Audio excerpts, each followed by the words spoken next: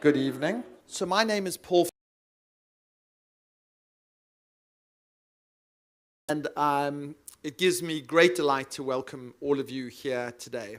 I am going to say only a very few introductory words, but I think if we're going to talk about a new era of sustainability, I want to leave you with two ideas as a kickoff and as a provocation. The first is complexity and the second is community.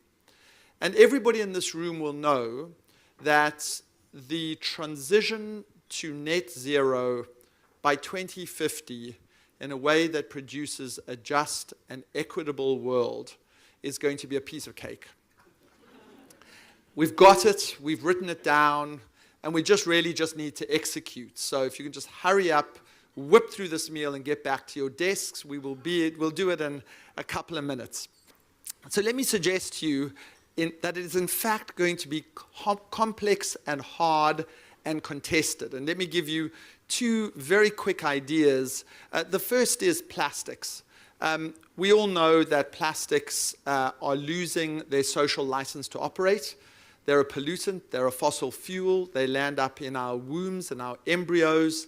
They are a forever chemical, but they're also absolutely indispensable to everyday life. We won't have silicon chips without plastics. Food waste will skyrocket without plastics. Everything from fashion to furniture to aviation won't work without plastics. And so we're going to have to ditch plastics in an orderly and thoughtful way. We're going to have to regulate plastics out of existence in a way that doesn't jeopardize the shifting of silicon chip production from Taiwan to the European Union and the United States. And we're going to do so while plastic companies face a barrage of litigation from climate lawyers who are justly saying that they are posing an enormous risk. And in that complexity lies the importance of community. Because what we're going to have to do to manage the trillion-dollar opportunity that is moving away from a particular kind of plastic to a new kind of plastic that gets us to net zero and creates jobs and foregrounds innovation is to be able to get regulators, lawyers, investors, entrepreneurs, and activists into a rowdy, chaotic community to try and figure this out in a way that doesn't burn the house down at the same time. And that's really why we founded The Conduit. For those of you who haven't been here before, we are a community in a beautiful 20,000 square foot building. We have many thousands of members, and we exist because our members are passionate about positive social change, and they are much more interested in solutions than in problems. And so we do 200 events a year. We do many, many dinners like this. We bring together the world's best thinkers. We probably had a dozen Nobel Prize winners who have spoken on our program. We have an impact investing platform that has raised £25 million from amongst our members. The companies have gone on to raise over £600 million. And what we're trying to do is address the big challenges of our time. And I think the two big challenges of our time are getting to net zero on time and producing a world that feels just and equitable and inclusive at the same time. And as everybody in this room knows, that's going to be hard. So in order to embrace complexity and be thoughtful and mindful about complexity, we need community. We need to share. We need to embrace our rivals. We need to think about these challenges in ways that aren't polarizing. And we need to foreground problems, not solutions. And if you endorse that idea, then you're at the right dinner. And with that, I'm now going to introduce John. And John Fraher is the Senior Executive Editor of Bloomberg Green and the wonderful convener and host of tonight. So over to John, but welcome.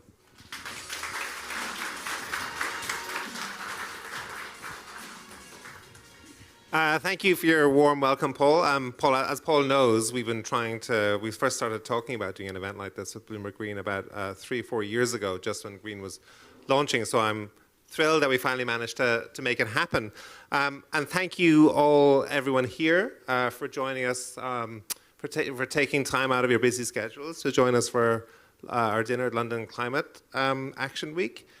Before we get going, I would like to acknowledge our summit advisor, Schneider Electric, for making this dinner possible. So thank you to them. The most important housekeeping note I'll give you is that please do start eating.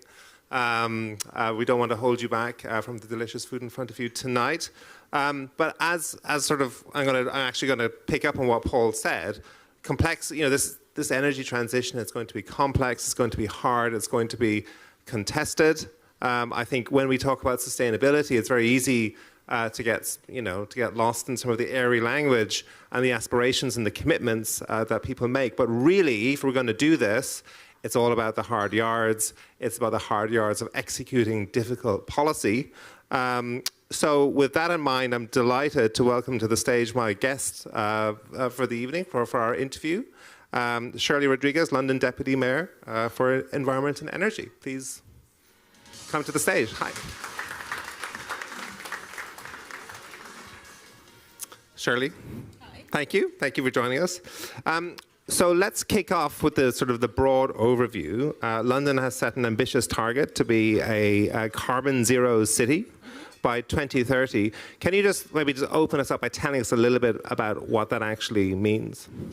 Yeah, so the Mayor of London, Sadiq Khan, has brought forward his target for London to be a net zero carbon city by 20 years, from 2050 to 2030, because of the increasing evidence that we're seeing pretty much every day with our own eyes, the climate impacts, but also based on the evidence from the IPCC and so on. So having done that and having declared a climate emergency in London, we looked at the sort of evidence we have, the modelling and so on, and we've developed a plan for how we might try and get there and understanding the sorts of changes that we're going to have to need in London. So these are pretty dramatic changes, and we've been doing quite a lot in London on retrofitting and new development and traffic reduction and so on. But actually, as many people have mentioned today and at other events today at Climate Action Week, there is a huge ramping up that is needed. So in London, we have to reduce vehicle kilometres by 27% by 2030. We have to install something like and have operational 2.2 million heat pumps. We have to retrofit every year over 200,000 buildings. We do nothing like that in London or in the country. So these are massive challenges. But with that comes huge opportunities, and we have to do it in a way that is a just transition, bringing everybody along with us so that they can benefit from the huge opportunities that will come. But that is a lot. I mean, 2030 is, what, seven years away? Indeed. What would you say right now in terms of looking at the biggest challenges that if you had to identify two things, the two biggest challenges that you're facing right now, what would they be? Well, finance, and everybody says that. We've estimated in London it's going to cost us something like £75 billion to get us to net zero, but that was old prices and a few years ago. That doesn't even include the cost of adapting London to the impacts of climate change. So that's probably double that or more, who knows, and that's some work that we're doing at the moment on that. We have to mobilise that finance. The Mayor has developing a green bond and financing facilities, so watch this space this week for an announcement. But that is just a tip of the iceberg of what we need in terms of finance. And obviously, we know we need trillions in finance for around the world. The other thing I would say, we could talk about lots of things, but I would say capacity. People understanding, in terms of job skills, the skills we have to move us to the new low carbon economy, understanding what is needed, as we bring in these new technologies, new innovations. So now I'd like to, as I sort of tease at the top, I'd like to talk about the hard yards and how we actually get this done. And I think, the policy with which you and especially Sadiq Khan are most identified with is the ultra low emission zone policy, ULEZ. For the benefit of people in the audience, perhaps, who don't know what that is, could you just give us a very brief overview of what ULEZ is and what it tries to achieve? Yeah, it sort of feels like everybody knows what it is, but the ultra-low emission zone is basically a way of charging the oldest, most polluting vehicles to encourage them to either not drive or to drive less. So if you're a petrol vehicle or a diesel vehicle over, registered before 2005 or 2015 for diesel, you will have to pay £12.50 to drive in the zone. And we have a zone which covers basically inner London. So if you know London, it's the north and south circular, covering about 4 million Londoners who are already affected by that. And we're proposing, and the Mayor has announced, we'll be expanding that on the 29th of August to the whole of London, so bringing another 5 million Londoners in, those outer London boroughs essentially. And why we're doing it? Because we have 4,000 Londoners dying prematurely every year because of air pollution. Hundreds of thousands of people developing lifelong illnesses, stunting lungs of children. You know, people were talking about the impacts of plastics, but actually, you know, we've had research done that shows the impact of air pollution across the life course, from, you know, when you're in the womb to when you're very old, getting Alzheimer's and so on, is absolutely massive. And that's a huge cost to the economy and a huge cost to our National Health Service and care system. But of course, the green transition, as we know, does not come cheaply. £12.50 for which is what you have to pay to if you drive into the ULEZ zone with the wrong kind of vehicle. How has your communication challenge changed? Like, we're living through this cost of living crisis. Yeah. Obviously, mortgage rates, as we all know, are going through the roof. Is it becoming harder for you? I mean, the health benefits, of course, you've laid out very well. Is it becoming harder for you to communicate to Londoners why we need this? It is hard, and the Mayor, when he made the decision, said it was one of the toughest decisions he's had to make, because in making the decision last November, we already knew there was a cost of living crisis, and it wasn't going to get easier with all the government travails and unhelpfulness in this area. But, you know, what we have absolutely majored on is communicating the health impacts, you know, as I've talked about, the lifelong impacts and the cost of that, not just economically to businesses and so on, but, you know, what does it mean to your family when you've got somebody who is not able to work or take their child to school, or the child is missing, you know, 1 out of 4 weeks because they've got asthma attacks, and we have huge numbers of asthma problems in London as well. So it's communicating that, and we've used trusted messengers. So it's not just the Mayor talking about this, and people would say, so what? You would say that. But actually the doctors who are dealing with emergency admissions to A&E, the GPs who are seeing people coming through their surgery, and we have a number of organisations. We've got, you know, an organisation called Mums for Lungs and Doctors Against Diesel who send us, you know, who act as sort of advocates for this issue, but as well as alongside of this, the scientists and the academics and so on, who also tell us about the evidence and use that. If you've seen some of the campaigns we have, really majoring on that health and the fact that because you can't see it, it's something to push at the back of our mind. It's not like water pollution or sewage pollution where everybody is jumping on this very rightly, but because you can't see it, then people decide, oh, well, it doesn't matter. It absolutely matters. It is a killer, and it's an unequal killer. So people from black and minority ethnic, poorer people suffer disproportionately when they don't even contribute to the problem. And do you find, I mean, everyone in this room will know how the climate story, the net zero story, has become embroiled in the culture wars. Yeah.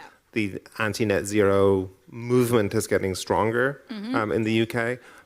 How much of that are you seeing on the ground? How much of that is a problem for you? It's a huge problem, and I think if you see some of the tweets that or replies to Sadiq's tweets and so on, it's not great. You know, we've had demonstrations at events that we've done, and you know, people threatened and so on. Not, you know, NGOs and others, environmentalists.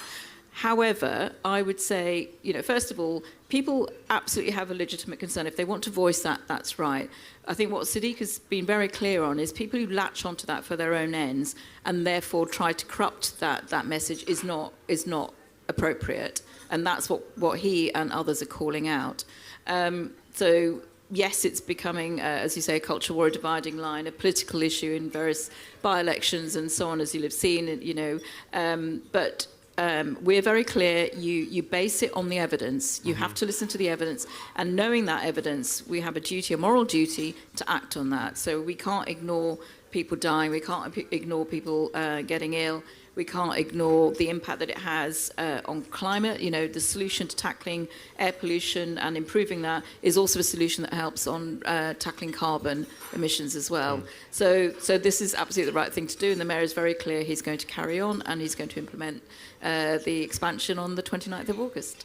And can you give us latest state of play, obviously there are legal challenges, I think, which we're going to be hearing more about in the next weeks. Can you just update the room on where we are on those? Yeah, there's a legal challenge by some boroughs and some a council outside of London. We have been very clear we're going to defend that robustly. We have a very good case, we believe. So I guess, as I've said, we are focused on making sure that we are ready for that implementation in August. So signs are going up, cameras are going up. We're telling people 9 out of 10 cars seen driving in outer London are already compliant. So this message that you will see overwhelmingly about people saying this is wrong and that growing movement, it is, actually, it's the silent majority who aren't affected or have already complied. They are just getting on with it. And I think it's trying to get that message out is that actually it's probably not as bad as people think, and just getting people to check their vehicles. Once they know they're not affected, then, then it's fine. And just more broadly, I mean, you're obviously a policymaker, but you're also obviously a communicator. What advice would you have to people in the room? This is a room full of sustainability-focused people as we sort of engage with this culture wars backlash. What advice would you give in terms of your personal experiences about how you communicate these values? I think you have to communicate calmly, and you can't decry their opinion. I mean, underneath it all, there is some fear and concern, so you have to understand that. And even though many of them will not even listen to the evidence and won't entertain an argument, I think you have to go higher, I guess, as Michelle Obama said, and set out the evidence. But I think if they won't hear it from you, then you have to find other messengers and other voices that will maybe get that message on. Maybe people will hear it from their family, or as I've said, if they hear, get the information, they understand that they're not affected, or this is something that will benefit them. Talk about the benefits. I think people don't understand how much cleaning up our air. We've cleaned up, reduced air pollution in central London by 50%. In just a few years. That's a massive difference. We're cutting asthma additions massively. This is huge, and most people in London will know somebody with asthma, or if you talk to kids, when Sadiq goes into a school and asks kids to put their hands up about, do you know about asthma? Do you know somebody who has asthma? Most of them will say, yes, that's shocking in a global north city. It is something that the whole world faces, but where we have the tools and ability to act on it, we should be, and we want to bring people along with us on that. So what's next? I mean, we're going to talk about Breathe Cities at the end, but what's next? So ULEZ gets rolled out at 31st of August, I think. 29th. 29th, okay, close. In terms of big policy initiatives, obviously we're facing into a mayoral election next year.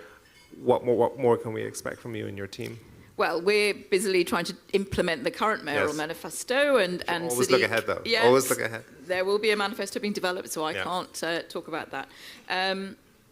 But bringing it back to climate change, we have set out what we need to do. So reducing those vehicle kilometres, we have to retrofit our buildings. That's a massive problem. We've been lobbying government for a long time for a national retrofit programme, a national skills programme, an industrial strategy that will help all of us. Support for, London has, I think, 99% SMEs, so, that industrial heartland is elsewhere. But the things that we do in London, the regulations that we implement in London are benefiting the rest of the country. So in 2018, the mayor decided not to license any new black cabs, the black diesel cabs. So that encouraged the company, the LEVC company, to create a zero-emission capable taxi. That has gone from strength to strength, from nothing in 2018 to over 5,000 now, and that's created jobs in Anstey, Coventry, in the Midlands. They're expanding all the time. It's phenomenal. It shows the power of that regulation plus vision plus long-term signals, and I think that is really driving then the investment we need. And I can't stress enough, that is so powerful in such a short space of time. And that really is, I think, a lesson for us when we know we've only got 7 years till 2030, that collectively we can do it if we put our minds to it. So yesterday there was an announcement, full disclosure with Bloomberg Philanthropies, the Breathe Cities initiative that City Can announced. Can you tell the room a little bit about that and what you hope to achieve with that? Yeah, so we're talking about air pollution here, and I've been talking about air pollution in London, but it is a global problem. And the World Health Organization has talked about the 7 million people who are affected by it. Many cities are seeing 7 times the levels of pollution that they set, and there is no safe level of air pollution. So whilst they've set health-based guidelines, it's to recognise that we have to get to that, no air pollution. So we've been working, and thanks to Bloomberg Philanthropies, who's granted us $30 million to support 10 cities, and the money is going to the Clean Air Fund and C40 cities to help 10 cities put in, do 4 things, or 3 or 4 things. So one is putting air quality monitors in, real-time monitoring, low cost, because, we've got a fantastic monitoring system in London, but very expensive to put in, maintain, monitor, and so on. And this gives you real-time information, which is absolutely fantastic for people to say, oh my God, I didn't realise how much my street was polluted or my school is polluted. What am I going to do about it? Or actually, what are you going to do about it, government, mayor, business, or whoever's polluting? And that information is very powerful then to understand where the hotspots of air pollution are and what you might be able to do about it. So that information and data leading to campaigns, and that's led to a number of grassroots groups coming together, creating sort of action groups to change their locality and their neighbourhood. And then we want that money to help then build that out to many other cities. And then, by developing action plans and that combine air pollution and climate action, really taking further action. So starting out with Bloomberg Philanthropies help fantastically with 10 cities, and then obviously we want to expand that to many other cities around the world with help. And so obviously a big part of City Can's agenda, your agenda, has been clean air in London. How does London rank now globally compared with the other big cities? I mean, it's very difficult because I think if you look at all the rankings, it's often very many global south cities who have much worse pollution, but different sources. So we have high levels of pollution from transport, others have it from industry or from waste, waste burning and so on. So it's very difficult to compare, but I think what we would look at is the things that we're bringing in and how quickly we bring things down. So I've talked about, the 50% reduction in inner London, in central London, and almost a fifth in inner London. We're looking at the things that will drive us, like traffic reduction. We've seen sort of 50,000 fewer vehicles at all on our roads since bringing in the ultra-low emission zone. So that is helping with... What's that as a percentage? What is that? I couldn't tell you. I'd have to think, because there are a lot of vehicles on our roads. It is a lot. But, we are in a very congested city. So by making space for the vehicles that have to use those vehicles, for people with disabilities who need to drive, for businesses who need to service the city, we need to make that space. And, as well as encouraging people to use cleaner vehicles, but preferably use our fantastic public transport system. I hope you've all used the Elizabeth line, so that we can start to use more public transport, walking and cycling. Yeah. Shirley Rodrigues, we are out of time. Thank you so much for joining us this evening. I'm going to be handing over now to Lauren Keel, who is the business manager for Bloomberg Green, for a conversation with Schneider Electric. But Shirley, thank you once more. Thank you very much. Thank you.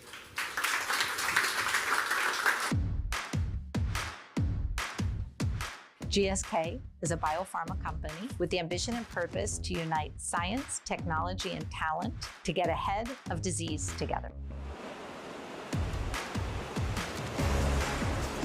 GSK and Schneider have had partnership around energy management for quite a long time. Schneider is both an advisor and a supplier to us. Working together is really going to be key to reaching our overall ESG goals.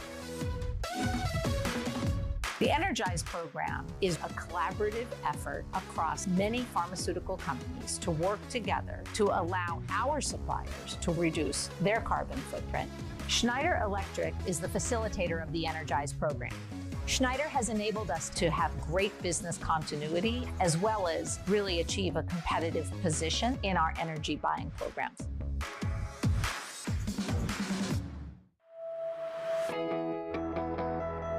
Good evening, everyone. Good to see you. And thank you so much, Pasha Ponomarev, for joining me. You are the head of EMEA Sustainable Business for Schneider Electric. Thanks, Lauren. Good to be here. Thanks for everyone. being here. So I think everyone is here because we know and believe that sustainability in business is important, and that there's a value and an imperative for businesses to take action. But obviously that's so much easier said than done, right? So what do you think are the most pressing challenges for the business community in actually taking action around sustainability? Well, I think that broadly as a community, especially the corporate community, we're all aligned that we have to get to net zero by 2050. I think the challenge is that how do we stay the course between now and then, despite various events that try to take us off course? I mean, the geopolitics definitely don't help. Energy volatility is a mixed bag. On one hand, it drives more finance. On the other hand, it drains the budgets of corporates to take action. And we see that even though kind of the math is more or less defined for energy and emissions within our control, so scope 1 and 2, we know the equations. They're not always great in every industry, but we know what to do. But a lot of discourse seems to be coalescing around this idea around supply chains and value chains, essentially the scope 3 that feels like the new frontier to tackle. And I don't think that we have all the solutions in place yet. And it feels like just the right area to focus on for the next decade, perhaps. I love that you bring up supply chains, because I think it's such a huge amount of emissions. Something like 90% of a company's emission comes from their supply chain, right? Which is something they don't have total control over in many ways. So how do companies ensure that their supply chains are actually matching their values? How do you take those sustainability goals that you as a company have set and get others on board, get everyone else in your supply chain to help you? Well, it's really difficult to affect something you don't directly control. And with scope 3 action is around almost 12 times more impactful than scope 1 and 2. It's also exponentially more complex. So what we see and what we really need to see is actually what our opening speaker Paul mentioned, is that we really need to bring the community together. This having this pre-competitive dialogue, this rowdy and exciting way to get companies to work together and try to drive action, because the lever that you can pull really is one company, is your spend. And for large global corporations with very centralized and verticalized supply chains, that may be possible. But when we tackle the next layer, like the small and medium enterprises, or even maybe globally decentralized companies, that becomes so much more difficult. And so we need industry action, industry pre-competitive action. We need to get fierce competitors in the same room together. And even if they're not in the same room, then working through third parties to really make that lever of control and action much bigger. Have you seen any good examples of this, of either companies who've worked well with competitors or across their industry? Have you seen people working, with associations? Any good examples you can give us? Yes, so I think the individual companies acting boldly, famous example is Walmart, Project Gigaton. You have PepsiCo, you have Microsoft, kind of the tech giants are really driving the action. But also you see industry associations. So we just saw the Energize program that brought pharma players together, and they're taking action for their joint supply chain to try to decarbonize, drive renewable energy. I mean, we have finance community that's stepping in and providing credit guarantees, because some of the smaller companies may not have ability to do that. So how do you drive that collective action? We're seeing a lot more uptick for that now. The other thing you mentioned to my first question was just economic pressures and just these general challenges that we as a world go through. How do you not get, derived by those things? How do you not get off your path? If you're a company trying to stay true to your sustainability values, how do you not let those economic pressures, for example, get in the way? No, it's interesting because 2050 can feel impossibly far away, and maybe it's like the next leadership problem, but 2025 is around the corner, and sometimes it feels urgently that we don't have enough time. Sometimes we see companies admiring the problem or thinking, well, we don't have all the technology to figure out our net zero path or the roadmap. And I think the most maybe pragmatic element is to know what the next best action is. Is it efficiency? Is it renewable energy substitution? Is it electrifying of a fleet? But as long as you know that next action and makes sense for you, for your stakeholders and shareholders, you can take that next step and the next step. So I think knowing the next best action is a good thing. So it's a great takeaway to leave everyone with. Thank you for that, Pasha. Thanks, Lauren. Thank you so much for joining me. Appreciate it. Thank you to Schneider Electric. And now I'd like to toss to Meg Szabo, who is our senior editor for Bloomberg Green and Sustainability Events. She's going to have a conversation with a panel of sustainability innovators. Meg, over to you. Thanks. Thank you, Pasha.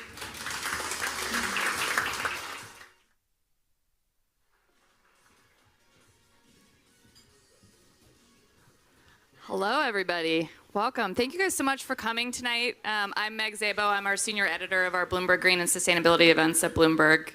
And we're just so glad to have everybody here tonight. So I wanted to start by introducing my amazing panel. Sorry, I'm taking my cards out of my pocket here. We have next to me Rodrigo Garcia Gonzalez. He's the co-founder of Notpla. We have Karima Ola. She's the partner at Leapfrog Investments. And we have Rob Wilson, our chief toaster at Toaster Ale. So basically what we were up here to talk about tonight is I want to hear their sustainability stories, what has kind of got them into where they are today, how have they been innovating and kind of disrupting this market. So we have three people with very different stories. So I just wanted to kick off with each of you, just kind of starting first with what is your company and where are you kind of in your journey right now. So Rodrigo, we'll start with you. Sure. Hello.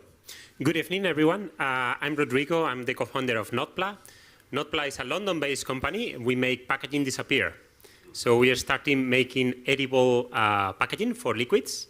We did the things like the London Marathon, where we replace every single bottle in one of the stations with edible bubbles. So basically what we do, we create a seaweed-based membrane that is edible if you want to eat it. And we can do it in different sizes and forms. We have done that. We create basically fruits instead of plastic.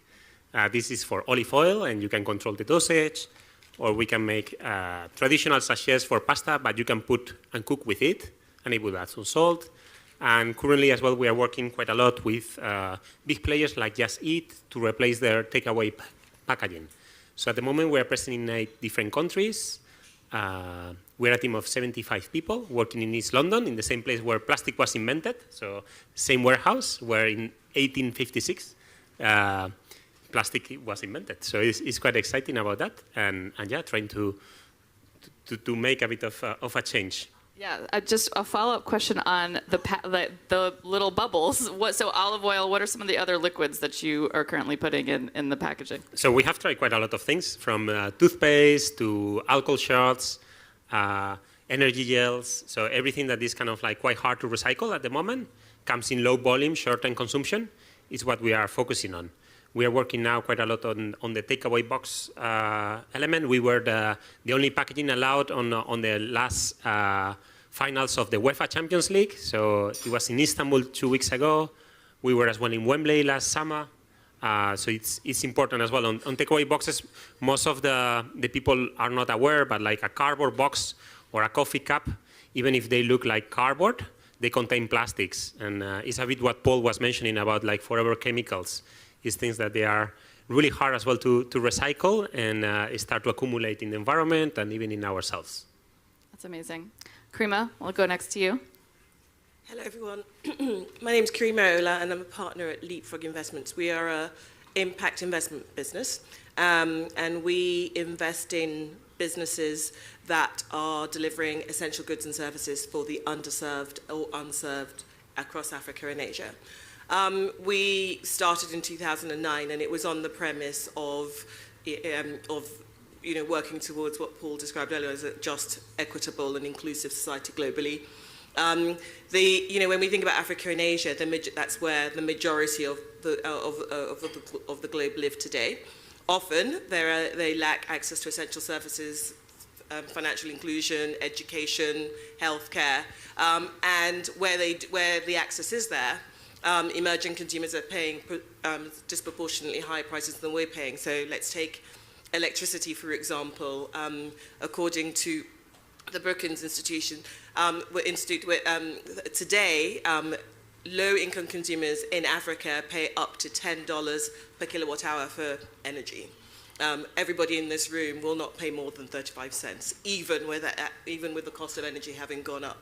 And so we went on the basis that if you could find a way of delivering essential goods and services to people who are paying substantially more than we're paying at a price and making it scalable, then there is actually a economic or a sort of workable and sustainable business model, whilst also delivering affordable access.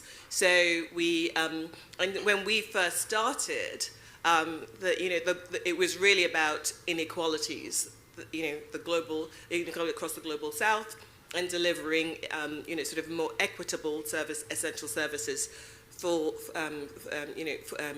that consumer base. Today, clearly, as we then kind of think about net zero and climate change, it's become even more, more urgent in the sense that if you take Africa, for example, in its global emissions footprint, it's 3%, even though it represents 17% of the world population.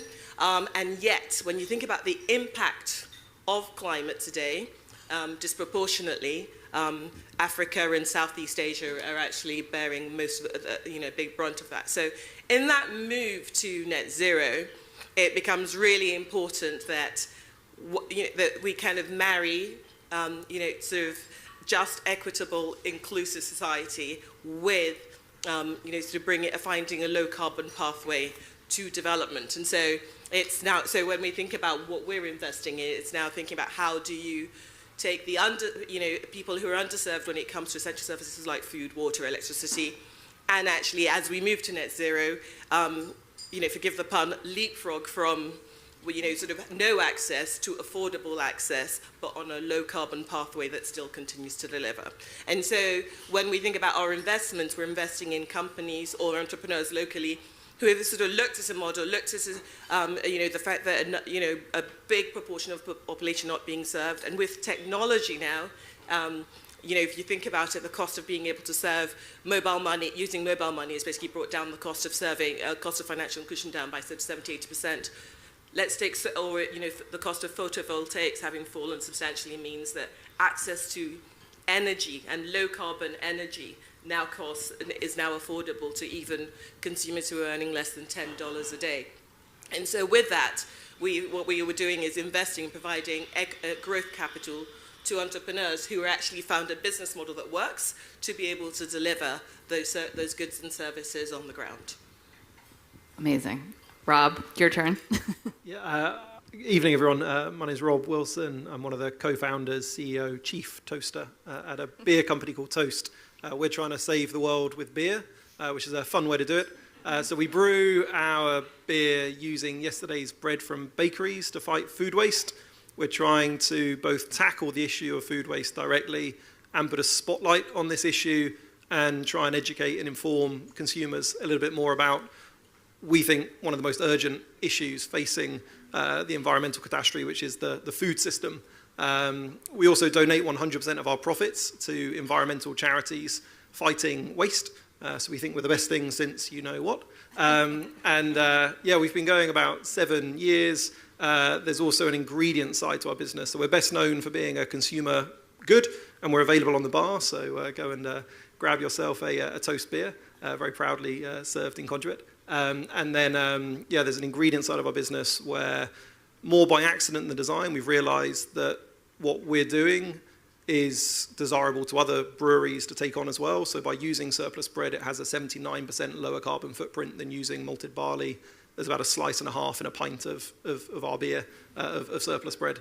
We have to process that surplus bread into a kind of crouton, a sort of breadcrumb. We dry it, reduce all the moisture out of it, we crumb it, and we then supply that to other breweries as well. Amazing. It's great. It is. I have had the beer and it is very good. Rodrigo, so I want to hear a little bit more about kind of how you ended up where you are today. So you have always been a bit of an inventor, correct? How did you come up with this idea, and what got this idea out there? How did you get to where you are now? Sure. So my background is in architecture, so nothing to do with what I'm doing now. And yes, I switched a bit towards product design. And I ended up kind of like studying in different places. So I spent 1 year in India, 1 year in Chile, 1 year in Sweden. I ended up here in the UK in Imperial College. And I was working on a different project. It was how to deliver water using an artificial cloud into Africa, basically, and how to desalinate that water. And I was looking into how to basically deliver that water without using plastic. And looking at quite a lot of different materials, we were able to experiment in a lot of biopolymers. And we found this technology that we didn't invent the technology. It was there for making fake caviar. So it was a technology... Fake caviar, you yes. said? It was a technology that Unilever patented in 1930s to make things like fake caviar or fake cherries. And we just took that technology and we just used it for packaging, basically. Wow. we started to make it bigger and bigger, from fake caviar size to, I think we do a summer challenge with all the interns that we have to see who can make the biggest water bubble. And I think the record now is in 3.5 liters. We just use it for water bombs, but that's the challenge. That's amazing. And Rob, I know for you, how did this idea come about? How did you figure out that this was something that you wanted to start? Yeah, so there's three of us that co-founded it, myself, Louisa, and Tristram. And I guess for me personally, I live in Kent, I grew up in Kent. I grew up picking apples from apple farms to earn a living over the summer holidays and things. And the number of apples we were chucking away if they weren't the right shape, size, colour, always kind of stuck with me. And ended up starting up various different social enterprises. And it wasn't until Tristram realized you could brew beer using surplus bread. And to sort of put it into context, the food industry, basically about a third of the food we produce is wasted. A billion tons every year is thrown away. And it has by far the biggest environmental impact on the planet. We typically think of the energy industry, the transportation industry, deforestation, all in their silos. The majority of all those things are because of the food system. But we all have to eat and drink, but it's really wasteful. And bread's the biggest food waste of them all. So 44% of all the bread that we eat is wasted, or that we don't eat, or the 44% of the bread that we bake. And beer was brewed this way for millennia. So for thousands of years, pre-industrial revolution, beer used to be brewed using whatever cereals you could get your hands on. So wheat, barley, corn, rice, surplus bread from the local bakery. When it was all happening at a village scale, there was this kind of common sense in beer production. And then during the Industrial Revolution, we lost that origin to beer production. And so as someone that loves his beer and brewed a little bit at home and an environmentalist, connecting those two dots together was just too good to be true. Tristram had this kind of charismatic way with words and was like, let's get wasted on waste. And it's probably not the most appropriate thing to say these days, but it was enough to kind of say, yeah, let's give this a go. And then Toast was born. And yeah, it's I think the potential, not just in transforming the beer industry, which is our ambition. We have a BHAG, our big, hairy, audacious goal, which is to brew 1 billion slices of surplus bread. At that point, we think it's enough to tip the system so that every single brewery would start behaving in this way. But that alone isn't enough for us. It's really putting a spotlight and giving an example for the food and beverage industry to seize upon and realize that the circular economy is just common sense. Let's reuse, let's repurpose food that can be reused, because surplus bread is effectively a weak commodity. And I think once the food industry really realizes that there are these hundreds of thousands of tons of wheat going to waste, and that's what we want to do. We want to put a spotlight on that. Karima, a little bit of a different question for you. How did you kind of end up, I know you've always worked in finance, you have a finance background. What kind of drove you to impact investing in particular in emerging markets? I grew up in London, but my parents originally from Nigeria. And when we were growing up, when I was a child, my dad in particular was very keen that we don't become overprivileged kids who don't see how the other half live. And so he would always send us back to Lagos during the holidays to spend time with my grandma. And my grandma lived in downtown Lagos. For anyone who knows Nigeria, it's not Ikoyi or Victoria Island, downtown Lagos. And so when I was a kid, that was kind of fun, and we went every year. But as I got older, suddenly, the kids I played with they weren't available anymore. Some of them were literally selling. They had to go and sell during the day. They had to drop out of school, and by the time I was 14. Most of them were on a different life path, and it suddenly became very clear to me that I'd won some kind of lottery because my grandmother, I should say, had sort of saved up a lot of money to make sure my dad had an English education, and that essentially meant that we happened to be born in England and we had this life. And so I was very aware from very, very young age that and those kids were smarter than me, frankly. I mean, it's just as a result of need, they had to go and start and leave education a lot sooner. And so I started in the city, but I always had an interest in emerging markets. And the reason so I always wanted to be in Africa. The reason I moved towards impact investing because it was an opportunity to take the skills I'd learned in investment banking to data and asset management, and actually sort of think, through a model that still was a sustainable economic model that was also delivering big impact where it was needed most. So a question for all three of you to answer. I think where a lot of people struggle when it comes to dealing with climate, sustainability issues, is they feel vast, and people think, how can I make a difference? Or how do I stand out? How do I disrupt sustainability? And it can feel a little bit daunting and overwhelming. How, for each of you, what did you do? How were you able to kind of innovate in this space and feel like you could break through and make a difference where maybe others feel a little bit scared to do that? I'll start with you, Rodrigo. Sure. So for us, for example, we are tackling waste and plastic in different ways. But we had the solutions as a society. We had been living without plastic for centuries. We have been able to trade, to consume, to buy things without that material. So we had the solutions in the past. So sometimes it's looking back and looking at systems on how we were able to do these things more than to reinvent the wheel again and again. Yeah. So even if our material is relatively new, but like it was a material from the past, we have been using seaweed for a really long time. It's just reusing that material for a different purpose. So that's a bit what keeps us. It's a bit of as well looking at nature and how nature systems work and how circular they are.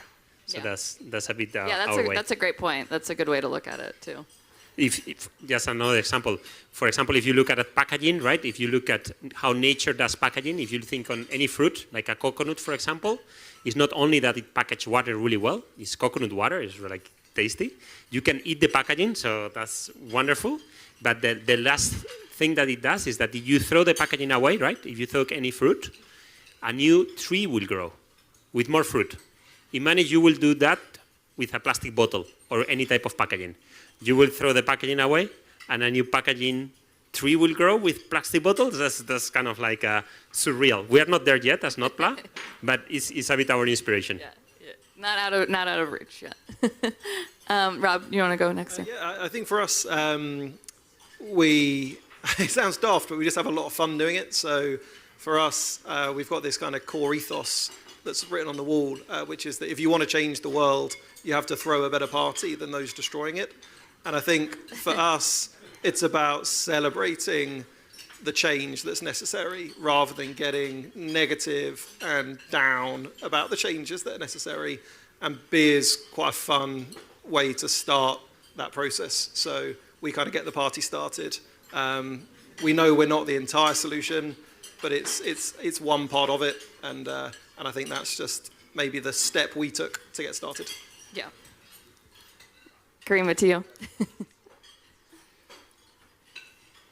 When we think about innovation, it's just about thinking through how, given the urgency, as it were. You might, How given the urgency, we can, just sort of tweak business models and just make them work, even quicker. So if I take the example of, we've invested in a business called Sun King. They design and manufacture solar home systems, and then they distribute them across Africa and Asia. And literally the smallest product will have 2 light bulbs and a USB. That's how, that is. And often they're going to homes where there is no electricity whatsoever. So it's replacing candles, torches, and the lowest model costs about $35. But frankly, if you're earning $10 a day and there's a cost of living crisis, that's still quite a lot. And so the innovation then becomes, how do you make that affordable and accessible? So one is, the embedded finance, and 2 is, how do you use mobile wallets and, sort of mobile telephony to actually make sure that collection process is costing as little as possible to make the model work consistently. And now, with climate being an urgency, we're often sort of just thinking through the world is connected. I mean, Rodrigo talked about the sort of circular nature of everything. There are, today there are 8 billion people in the world. By 2050, there'll be 10. and those 2 billion will basically grow in Africa will be one, and another one will be added in Asia. And so when we think about the sort of limits of what this planet can endure, being able to actually connect all of those, connect problems with solutions and opportunity, and how we can do those in business models and think through those as quickly as possible, then becomes the kind of key issue for us. So we're investing in businesses, but we're actually spending a lot of time thinking through how do they innovate to actually marry the two, so that we can do it faster, quicker, and more affordable. So another question to all of you. First, anybody in this room who maybe needs a little motivation to figure out, okay, what's next for them? What should they be doing in their journey in working in sustainability? What would your advice be for something that they can do? And Karima, I'll start with you this time. I'm going to start with my grandmother, because frankly, everything I am today is because of her, even though she was in Lagos, probably didn't have any formal education, but she knew the value of education. She was I didn't mention earlier, is that she was the fourth wife of my grandpa, who had 6 wives and 30 kids. And she was the first one to say, I want to educate my kids, and my grandpa apparently said, I've got 30 kids, so if I educate yours abroad, I have to educate 30. So here's part of your dowry. And she went and did great things with that. And she would always say to me and my sister and brother, who went home every summer for holidays, and she would say that our job in the world is to make the world a better place, and that's all you're here for. And it doesn't have to be big things. It could be, helping out the neighbor next door. It could be smiling at somebody who looks miserable, or indeed it could be, sort of replacing plastic. And so, when we think through sort of how that translates, I always, it's always a bit, if you're kind of thinking through what you want to do in the world, it's what are you passionate about, and what change do you want to see in the world, and literally, once you think through that, then it becomes very evident. But in the context of sustainability, I think it's always, one of my favorite books, even though it was late, it came after my sustainability journey, but it was very helpful in my framework, which is donut economics, because it really is, how do we make this world, how do we basically deliver for everybody and bring everybody along without going beyond the limits of what this planet can deliver? And once you sort of think about where is my journey, what role do I play in that, and where Rob, Rodrigo, or what I do, everybody fits in, and within that, it's a huge jigsaw puzzle, and everybody needs to do their bit. If we are going to marry the two. Rob, we'll go to you next. Yeah, I was going to say, ultimately, in terms of like the advice would be to really get started, because this is a room that's probably more than aware of how much money there is and appetite there is for sustainable solutions. And as far as we can tell, there's more money flowing around than there are necessarily business solutions out there. So it's a really good time to be bold enough and brave enough to start whatever idea you have. And there's also some really amazing resource available. So it was actually great at my table. I was able to say a big thank you to the Deputy Mayor, because we received a very modest grant via the Mayor's office to investigate the ingredients business that we've now launched. And that gave us enough resource, about a £10,000 grant, but enough resource to actually sort of pull our finger out and actually think, okay, is this a separate business that has potential separate to the beer brand that maybe other beer businesses and other food industry might be interested in? And it was really successful. Heineken have come on board as an investor in Toast, with both an interest in the beer brand but also the ingredients business and the potential that has for their supply chain. We're speaking to other very large global multinational food businesses as well. And a lot of that started with, I guess, what was a very small available pot of funding, but there is this kind of support out there. So I would say, like, look for it because it's there, apply for it, and yeah, the opportunities right now. Yeah, and that takes me to a good point for you, Rodrigo, which I have not mentioned, which you were one of the winners of the Earthshot Prize this past year, which is amazing. So I would love to hear how that has, helped your journey, and then also ending with, what advice would you give to other people? Sure. So maybe just to touch on the Earthshot Prize. So I don't know if people are aware about the Earthshot Prize. Is this initiative of Prince William and David Attenborough around giving this.